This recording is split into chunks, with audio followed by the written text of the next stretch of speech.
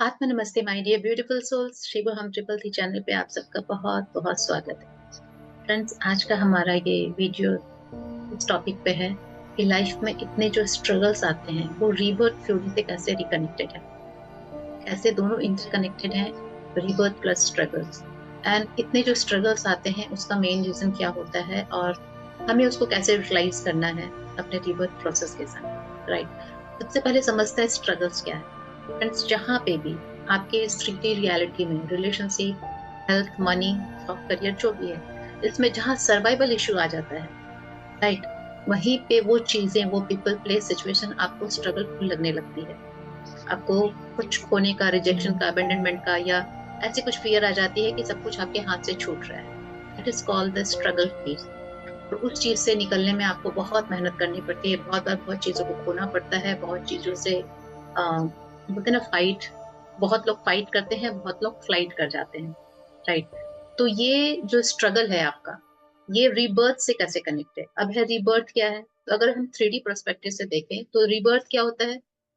जैसे हम देख रहे हैं कि एक एक सोल आई है, एक बॉडी लेके, फिजिकल बॉडी, वो फिजिकल बॉडी की जब एज हो जाती है या अनसर्टेन सिचुएशन में उसकी डेथ हो जाती है, तो हम बोलते हैं उसकी डेथ हो गई और वो किसी और जन्म जाके जन्म लेगा, कहीं और जन्म लेगा, ये सोल फिर से री इनकारनेट होगी। इसी को बोलते हैं रीबर्थ प्रोसेस, राइट। इतना तो हम आज सब कोई जानते हैं इस प्रोसेस को लेके। फ्रेंड्स, आज के मेरे इस वीडियो को बनाने का सेंस यही है कि जो भी सोल्स बहुत ज्यादा स्ट्रगल कर रही हैं और थोड़ा डिप्रेशन में चली जाती हैं, मैं उनको थोड़ा सा कंसोल कर सकूं, उनको उनकी पावर में ला सकूं, उनको बता सकूं कि यू आर सो पावरफुल। ऐसा नहीं है कि आपने कुछ गलत किया इसलिए आप स्ट्रगल कर रहे हो, यू आर सो पावरफुल। इसको कैसे समझते हैं? ठीक है, सपोज एक घर में दो बच्चों ने जन्म लिया। एक है, धीरे धीरे दोनों बच्चे बड़े होते हैं, दोनों एक ही पेरेंट से आए हैं, बायोलॉजिकल पेरेंट्स दोनों के सेम है, बट एक बच्चा मल्टीटास्कर है, मल्टी टैलेंटेड है।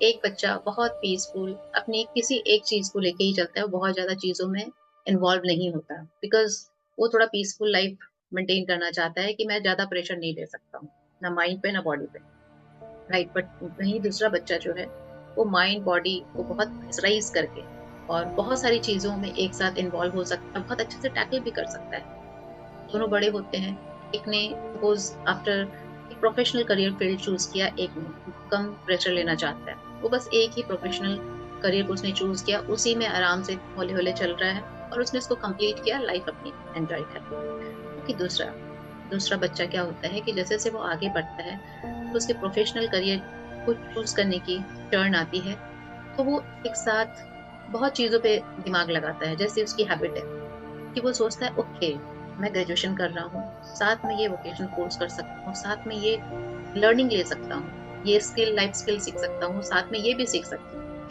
तो वो क्या करता है, और अगर पॉसिबल हुआ तो वो मल्टीपल टैलेंट एक साथ कवर करता है।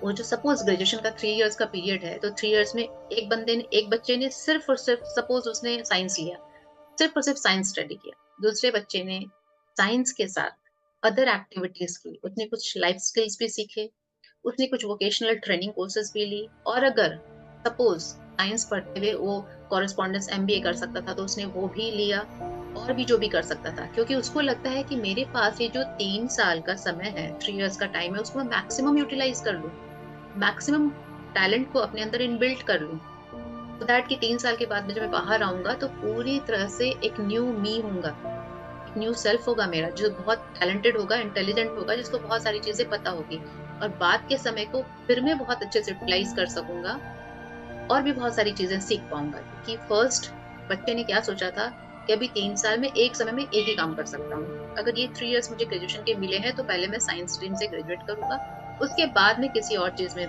दिमाग लगाऊंगा, ऐसे वन बाय वन करके मैं पूरी लाइफ में अपनी चीजों को कंप्लीट करते जाऊंगा, राइट। तो इसको अब हम ऐसे समझते हैं कि ये जो 3 साल का पीरियड है, इसको एक लाइफ टाइम में आप काउंट कीजिए कि ये पूरा किसी एक सोल का लाइफ टाइम है, ठीक है। जो इस बर्थ में इनकारनेट होके आया है, उसकी पूरी एज ये है 3 इयर्स मान लीजिए।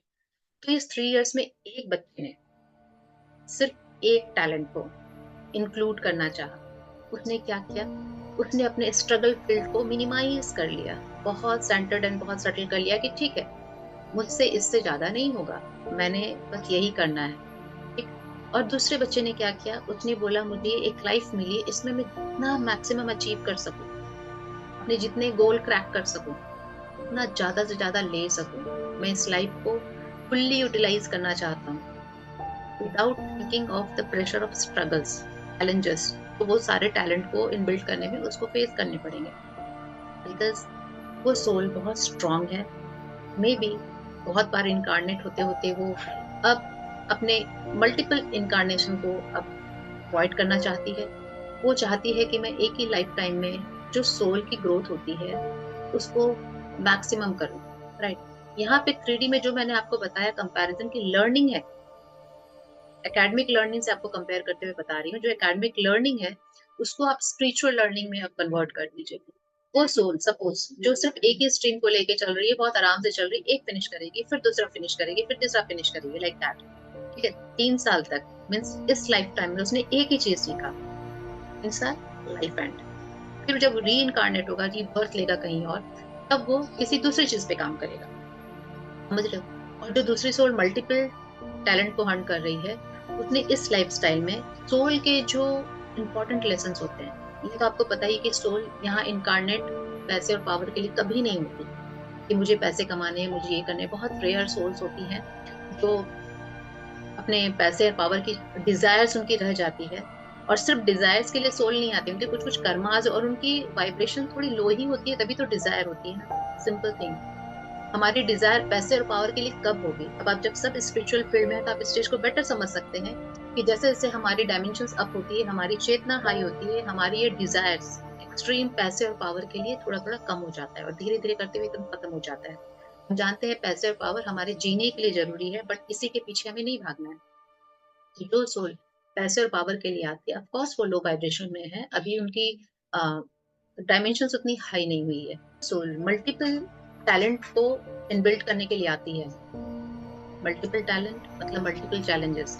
अब वो साइंस भी पढ़ रही है, अब वो कंप्यूटर आर्ट्स भी सीख रही है, अब वो एमबीए भी कर रही है, कॉरेस्पॉन्डेंस। तो जितने सब्जेक्ट उतने चैलेंजेस, और सारे चैलेंजेस को फेस कर रही है एक ही टाइम पीरियड में, इस 3 साल के अंदर, मतलब एक ही लाइफ टाइम के अंदर।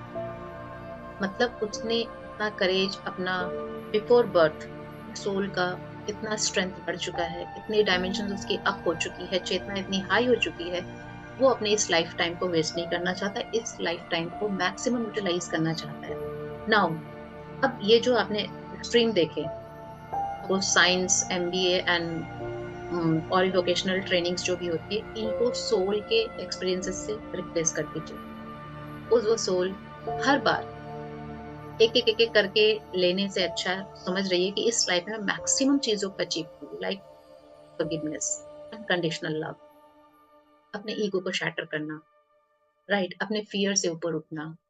ये जो चैलेंजेस होते हैं ना, ये हर एक सोल के कॉमन चैलेंजेस होते हैं। सोल को अपने इन सारे चैलेंजेस से ऊपर उठ के, कुछ बोलते हैं आत्मा के कुछ गुण होते हैं, उन गुणों पे विजय प्राप्त करनी होती है, उन पे पीएचडी करनी होती है, मास्टरी करनी होती है।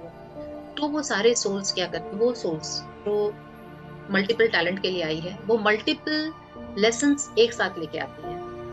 मैं इस लाइफ में, मुझे स्ट्रगल से कोई परेशानी नहीं है, बट मैं मैक्सिमम अचीव करके इस लाइफ से जाऊँ, राइट। इसीलिए वो अपने लाइफ में मैक्सिमम स्ट्रगल्स लेके आते हैं, क्योंकि ये तो आपके विश के कारण ही होता है।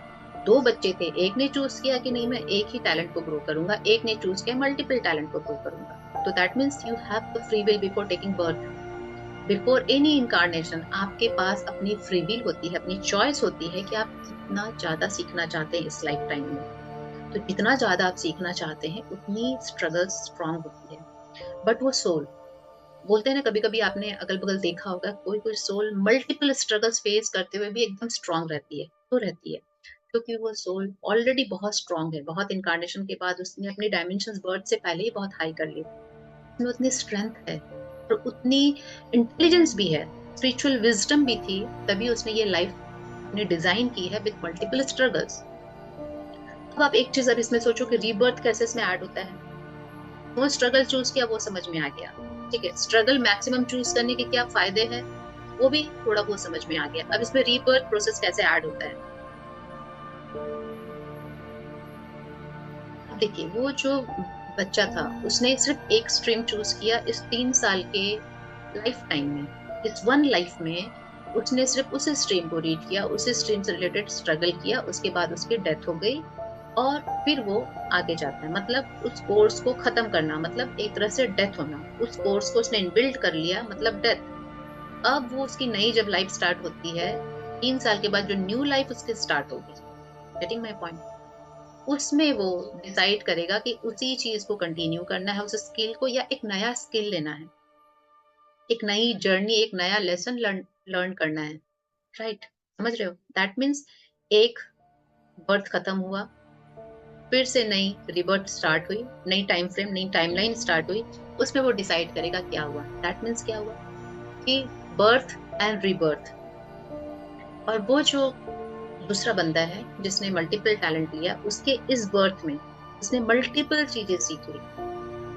राइट, अब देखिए मल्टीपल चीजें सीखने के चक्कर में क्या होता है, बहुत स्ट्रगल होता है। हर एक स्ट्रगल को क्रॉस करने के लिए आप टूटते हैं, बिखरते हैं।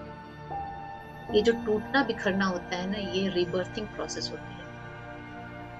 यहाँ पे एकेडमिक में आपको टूटना बिखरना नहीं होता, बहुत रेयरेस्ट केसेस में होता है कि आदमी फेलियर को बर्दाश्त नहीं कर सकता और फिजिकल बॉडी की डेथ करा देता है, या फिर फेलियर को बर्दाश्त नहीं कर सकता, डिप्रेशन में चला जाता है, एक मतलब एक तरीके से वो अपनी लाइफ को स्पॉइल कर लेता है।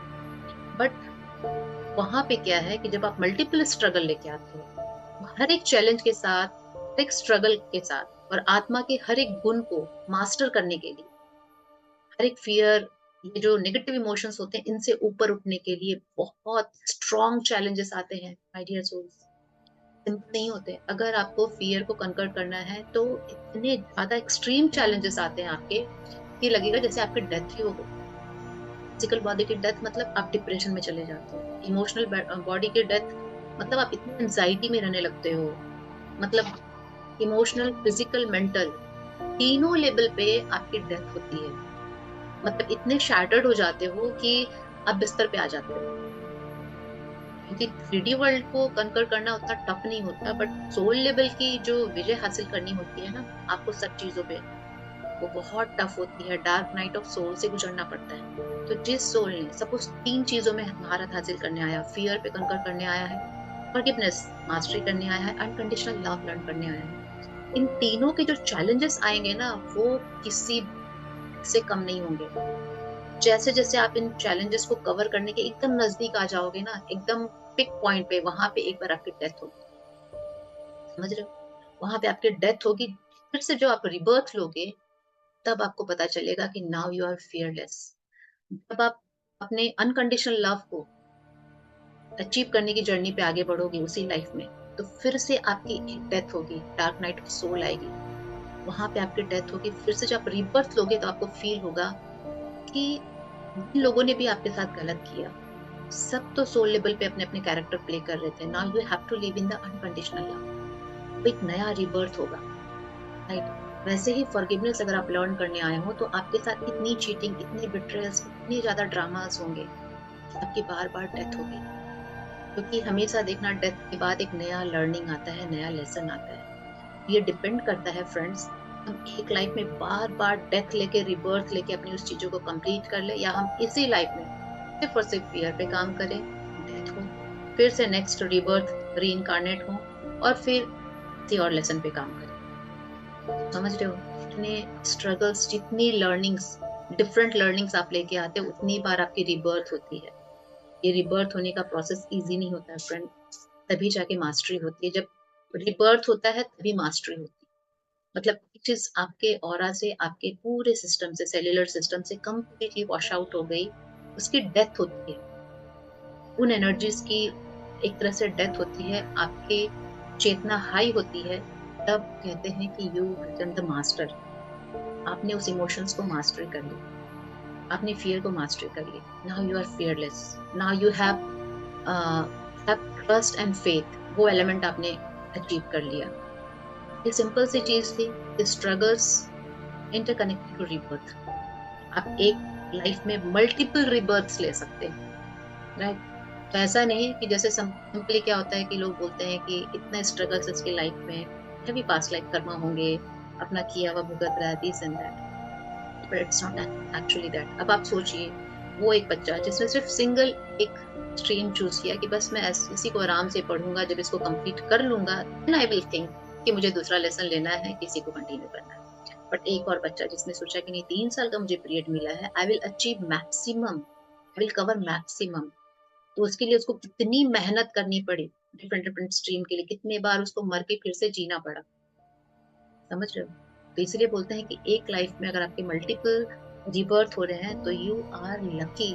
आपके री इनकारनेशंस की नंबरिंग कम हो रही है, फ्रिक्वेंसी कम हो जाएगी, आपके नंबर ऑफ जन्मास कम हो जाएंगे। क्योंकि बार बार जन्म क्यों लेते हैं फ्रेंड्स? अपनी चेतना को हाई करने के लिए, इन सारे लेसन को लेने के लिए। सोल ये लेसन लेना स्टार्ट कर दे, जब सोल अनकंडीशनल लव फॉरगिवनेस में आना स्टार्ट कर देगी, फियर से ऊपर उठ के डिवाइन फेथ एंड ट्रस्ट में जीना स्टार्ट कर देगी, तो उसके कर्मा ही नहीं बनेंगे। तो जब कर्मा ही नहीं बनेंगे तो वो री इनकारनेट होगी। जब वो अनकंडीशनल लव एंड फॉरगिवनेस में आ जाएगी तो वो धीरे धीरे मतलब डिवाइन लेवल पे उठने लगेगी। उसके डायमेंशन इतने हाई हो जाएंगे कि वो हायर डायमेंशन में रहना पसंद करेगी, उसके स्पिरिचुअल विजडम इतनी हाई हो जाएगी। तो इफ, मेरा कहने का मतलब यही है कि अगर आप ये सोचते हो कि आपकी लाइफ में इतने ज्यादा स्ट्रगल्स इसलिए हैं कि पास्ट लाइफ के कर्मा है, और आप हाथ पे हाथ धरे बैठे हो कि नहीं नहीं मैं क्या कर सकता हूँ, पास्ट लाइफ के कर्मा है, इसको तो भुगतना ही है, ऐसे ही चले जाएंगे, लेट्स सी, चलो जाने दो, भुगतना तो पड़ेगा ही। It's not the way. आपको उन सारे स्ट्रगल से निकलना सीखना होगा, राइट? हीलिंग के थ्रू, ध्यान के थ्रू, और लर्निंग के थ्रू, स्पिरिचुअल विजडम के थ्रू। आपको ये समझना होगा कि ये स्ट्रगल आप फेस कर रहे हो, बट ये स्ट्रगल आपको क्या सिखाना चाहता है। आपकी सोल की लर्निंग क्या है, प्री बर्थ कॉन्ट्रैक्ट आपका इस स्ट्रगल के साथ क्या है कि इस स्ट्रगल में मैं ये पर्टिकुलर गुण लूंगा अपनी आत्मा के साथ, इस पे मास्टरी करनी है मुझे। अगर इस पे काम नहीं करेंगे तो वो स्ट्रगल आपका वेस्ट चला जाएगा, वो साइकिल में चला जाएगा, लूप हो जाएगी उसकी। फिर हो सकता है आपको वो 3 साल के बाद फिर से वो चीजों को कवर करना पड़े। समझ रहे हैं ना? तो इसीलिए हमारा क्या काम है कि ठीक है, हमने प्री बर्थ कॉन्ट्रैक्ट में स्ट्रगल्स ले लिए, ये सारे लेसन ले लिए, क्योंकि उस समय देखो सोल्स को पता भी नहीं होता है कि आने वाले लाइफ में हम जब इनकारनेट होंगे तो इतने सारे चैलेंजेस आएंगे। हम सिर्फ ले लेते हैं कि ओके ठीक, फॉरगिवनेस टिक, अनकंडीशनल लव टिक, मतलब ट्रस्ट, फियर से उठकर ट्रस्ट की जर्नी, बस टिक टिक करके आते हैं। बट जब यहाँ पे आते हैं तो चैलेंजेस इतने हाई होते हैं, इतने हाई होते हैं, हम डेथ प्रोसेस में ही चले जाने स्टार्ट करते हैं, रीबर्थ प्रोसेस को नहीं देखते हैं। बट हमें डेथ से निकल कर रीबर्थ लेना है इसी लाइफ में बार बार। समझ रहे हैं ना? तो उस चीजों को हमें समझना है कि यहाँ पे हमारी लर्निंग क्या है। जैसे ही हम लर्निंग ले लेते हैं, वो एट दैट मोमेंट हमारा रीबर्थ हो गया, वो चैप्टर क्लोज, हमारा रीबर्थ हो गया। समझ रहे हैं ना? तो ये रिबर्थ को हमें लाइटली नहीं लेना है in the case of soul journey, और इसको बहुत स्ट्रांगली हमें समझना है। हम अपने इसी कॉन्ट्रैक्ट को, अपनी इसी स्टोरी को, रिबर्थ हमने अपने लिए राइट की है, इसको हम थोड़ा सा अपनी फ्री विल के कारण, है ना, अपनी मिसअंडरस्टैंडिंग के कारण हम मतलब वेस्ट कर देते हैं। हम क्या करते हैं, जब हमारी लाइफ में स्ट्रगल्स आते हैं ना, तो एज पर द एनवायरमेंट हम वो थ्योरी अपने अंदर एब्जॉर्ब कर लेते हैं कि हमारा पास्ट लाइफ का करना है, दिस एंड दैट है, भुगतना पड़ेगा दिस, और हम एक डार्क फेज में जाते चले जाते हैं, मतलब डेथ प्रोसेस में चले जाते रहते हैं, रीबर्थ के लिए अपने आप को अलाउ ही नहीं करते। मतलब हम अपनी हिम्मत छोड़ चुके होते हैं, अपनी चाहत छोड़ चुके होते हैं कि हम अच्छा भी कर सकते हैं। अगर किसी ने बिट्रे किया तो हम यही सोच के रहते हैं ये पूरी दुनिया ऐसी ही है, बिट्रे ही होता है, दिस एंड दैट, और आप एक डिप्रेसिंग मोड, मतलब डेथ मोड में आप चले जाने लगते हैं। तो यहाँ पे हमें स्टॉपेज लगाना है, यहाँ पे हमें फुल स्टॉप लगाना है कि नहीं, इट्स ओके, चीजें हुई, तो अभी इससे क्या मुझे लर्निंग लेनी है, एंड अपनी विजडम को, अपनी सोल विजडम को हाई रखना है। और अपने को कुछ समय फ्रेंड एक ऐसा मूड आता है जहाँ पे आप मेंटली, फिजिकली, इमोशनली इतने शैटर्ड होते हो कि even you can not walk. आप इतने टूट चुके होते हो कि आप वॉक नहीं कर पाते हो। वहां पे आपको थोड़ा सा काम डाउन होना है, अपनी फिजिकल बॉडी पे ध्यान देना है। यस, अंदर बहुत टर्मोइल्स चल रहे होते हैं, डेथ एंड रीबर्थ के प्रोसेस में बहुत टर्मोइल चल रहे होते हैं, उनको थोड़ा सा अपनी स्पिरिचुअल विजडम से शांत करना है। एक बार में शांत नहीं होंगे, क्योंकि डेथ से रीबर्थ की प्रोसेस बहुत दुखदाई और बहुत कष्टकारक है। जैसे फिनिक्स जो एक बर्ड है, वो पूरा ऐश में कन्वर्ट हो जाता है, फिर से वो रिबर्थ लेता है। समझ रहे हैं ना? तो राख में बदलना, आप समझ सकते हो कितनी तकलीफ होगी फिजिकल, इमोशनल, मेंटल बॉडी को। तो उस वे में आपको जाना होता है। अब जो लोग स्ट्रांग है, जो लोग समझते हैं कि स्ट्रगल को मैं एक डेथ एंड रिबर्थ के प्रोसेस से कनेक्ट करके जो देखते हैं, ओके, ये है। एंड उनकी स्पिरिचुअल विजडम इतनी हाई हो चुकी होती है कि वो समझ रहे हैं कि यहाँ कुछ ना कुछ लर्निंग है, इसलिए मेरी लाइफ में इतने स्ट्रगल्स आ रहे हैं कि यहाँ पे मुझे कुछ ना कुछ सीख के बाहर निकलना है एक नए रूप में। आप सिंपल सी चीज सोचिए, आप फियरफुल पर्सन हो जो हमेशा फियर में जीता है, ठीक है? उसने इतने स्ट्रगल फियर से रिलेटेड फेस किए कि अब उसको डर से डर ही नहीं लगता, राइट? तो जिस दिन उसने डर से डरना बंद कर दिया, उस दिन वो क्या हो गया? एक नया अवतार, एक न्यू सेल्फ हो गया। ये न्यू सेल्फ क्या है? ये रिबर्थ है ना। समझ में? ये रिबर्थ होगी, उसी पर्सन का एक नया रूप, नया जन्म हुआ है। तो इसी तरह से हम एक एक गुण को हम अचीव करते जाते हैं और अपना रिबर्थ प्रोसेस करते जाते हैं। तो मल्टीपल लाइफ टाइम्स को हम ले लेके अपने आप को कन्वर्ट करते, अपनी सोल को ग्रोथ देते, अपनी सोल को असेंशन देते, उनको न्यू लर्निंग्स देते। उसकी जगह हमने एक ही बर्थ में बार बार माइंड की डेथ, यहाँ पे फिजिकल बॉडी की डेथ नहीं होगी, यहाँ पे आपके मेंटल एंड इमोशनल बॉडी की रिबर्थ होगी बार बार। Not physical body, mental and emotional body की। हाँ, बहुत बार हेल्थ से रिलेटेड चैलेंजेस आते हैं, वहां पे हम बोलते हैं कि फिजिकल बॉडी की भी रिबर्थ होती है, कि वो इतना डाउन चला जाता है कि डॉक्टर्स जवाब दे देते हैं, बट उनका रिबर्थ होता है, राइट? तो अब ये जब रिबर्थ प्रोसेस होता है ना, तो वहां पे हमें एक पावर बन के बाहर आना है। जैसे मान लीजिए कि हेल्थ की प्रॉब्लम चल रही है, आप इस लाइफ में हेल्थ से रिलेटेड आपने कुछ स्ट्रगल्स लेके आए हो आप। अब वहां पे हेल्थ इतना आपका शैटर्ड हो गया, इतना आपका शैटर्ड हो गया कि लाइफ थ्रेटनिंग आपके पास कॉल आई कि हाँ, may be you can be saved और नॉट। वहां पे आप शैटर्ड हुए, आपको लगा कि मैं डे बाय डे डेथ की ओर जा रहा हूँ। तो वहां पे एक मिनट पॉज करके जो स्ट्रांग सोल्स होगी वो क्या करेगी? वो सोचेगी जब जा ही रहा हूँ तो अपनी पूरी फुल मेहनत लगा दो इसमें, अपना फुल जो भी मेरे से हो सकता है मेहनत, अपनी इस फिजिकल बॉडी को सेव करने के लिए और इसको हील करने के लिए वो सारी मेहनत लगाएगा। और दूसरा बंदा क्या करेगा? तो डेथ रिबर्थ के प्रोसेस को नहीं समझता है, वो अपने आप को ऐसे ही छोड़ देगा, गिव अप कर देगा डॉक्टर्स पे, और हमेशा नेगेटिव थिंकिंग्स में चला जाएगा कि अब तो इस बीमारी में तो कोई सेव हो ही नहीं सकता है, ये बीमारी तो ऐसी है, अब तो मेरे पास कुछ ही दिन बचे हैं, मतलब और उन चीजों को नेगेटिवली वो उसकी एनर्जी, नेगेटिव एनर्जी को बढ़ाते रहेगा।